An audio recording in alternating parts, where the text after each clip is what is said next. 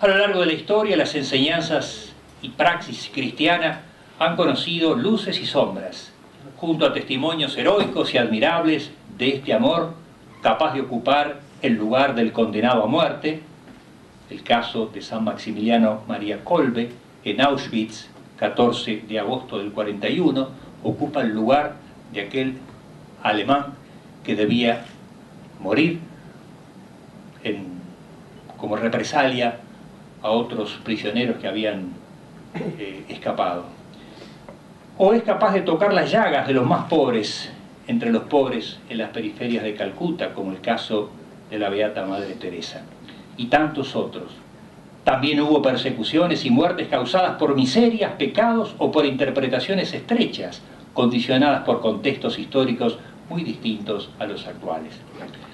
Para los latinoamericanos y caribeños es especialmente significativo el mensaje de Bartolomé de las Casas, tanto en sus sermones como en sus escritos y en su vida personal, a partir de su conversión, porque él llegó como encomendero a Cuba, después fue a México y ahí tuvo este protagonismo en favor de los indígenas.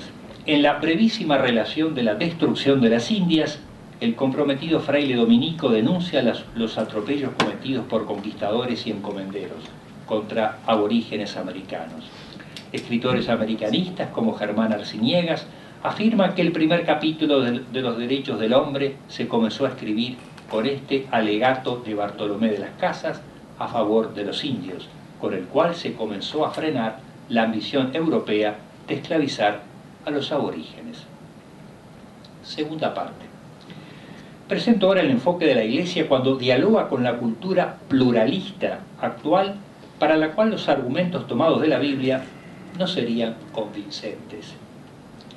La Iglesia de los tiempos modernos posee una rica experiencia puesta de manifiesto por los papas, invitados a dirigir la palabra en las Naciones Unidas o en la sede de la UNESCO, y lo hace diariamente el Vaticano en cuanto a Estado a través de sus representantes en todos los foros y conferencias de las Naciones Unidas.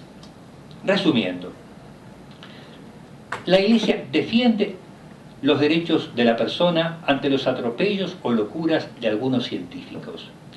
Algunos investigadores, encerrados soberbiamente en una estrecha racionalidad científica, al margen de la ética, llegan a plantear, como es el caso del extravagante alemán contemporáneo Peter Sloterdijk, programar los seres humanos con el uso de técnicas zoopolíticas, de selección prenatal y de modificación del patrimonio genético.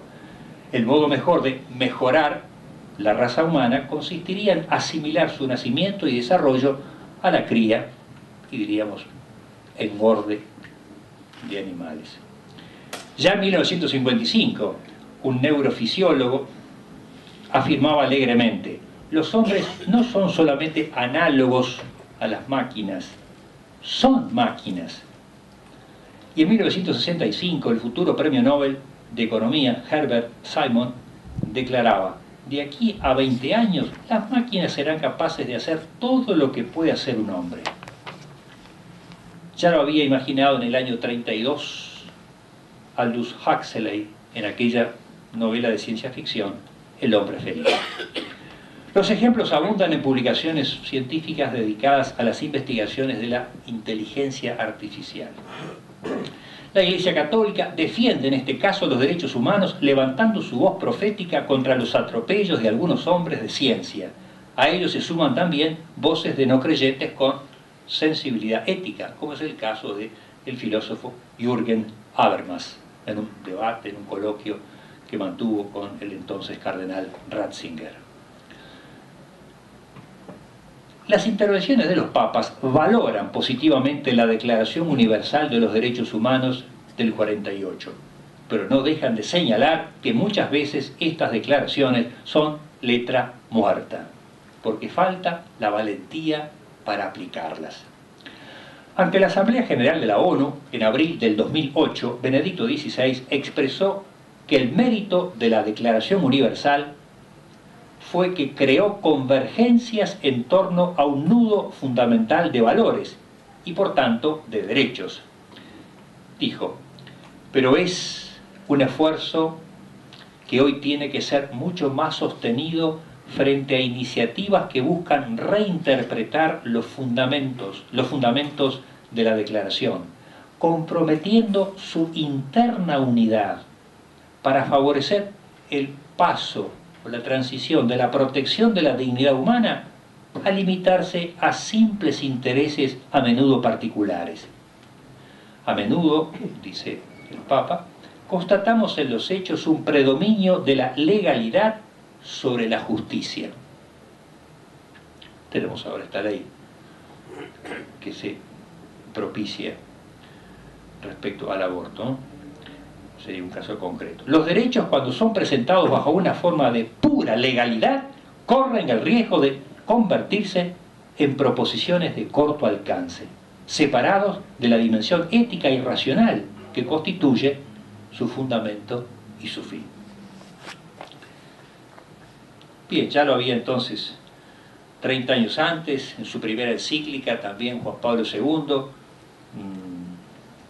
tuvo palabras en referencia a esta declaración del año 1948 y dijo lo siguiente: si a pesar de tales premisas contenidas en las declaraciones los derechos del hombre son violados de distintos modos, si en la práctica somos testigos de los campos de concentración, de la violencia, de la tortura, del terrorismo o de múltiples discriminaciones, esto debe ser consecuencia de otras premisas que socavan o a veces anulan casi toda la eficacia de las premisas humanísticas.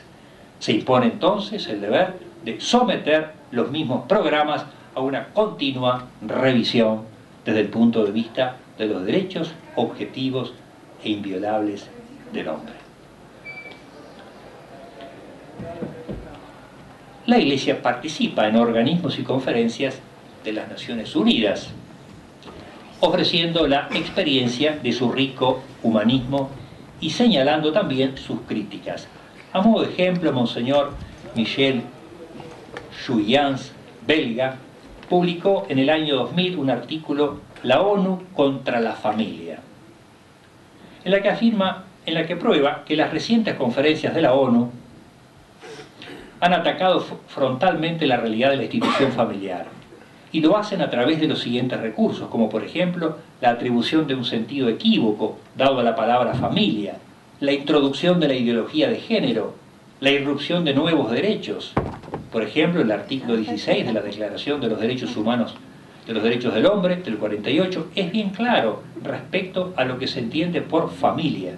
Pero a partir de la conferencia de Pekín del 95, se ingenian en usar, dice este autor, la palabra familia para designar todo tipo de uniones consensuales, uniones homosexuales, lesbianas, familias recompuestas, familias monoparentales masculinas o femeninas, en espera, dice él, ¿no?, de las uniones pedófilas ya anunciadas por algunos, o incluso incestuosas. Hasta aquí las palabras de él en este artículo, publicado bueno, no importa.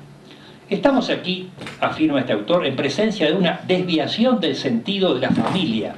La palabra familia es desde entonces equívoca. Sus significados fluctúan de acuerdo a las conveniencias e intereses en causa. Según la jerga recibida, la palabra familia es un concepto polisémico, que remite a realidades polimorfas.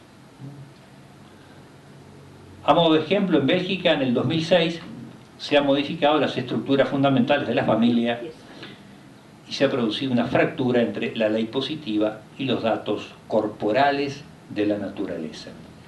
Gracias. Y termino. Esto nos lleva a una última observación. Es la preocupación con respecto a la relativización del concepto de derechos humanos. Ella se mira con descrédito tantas veces. Y entonces encontré esta observación sobre la historia de esta declaración.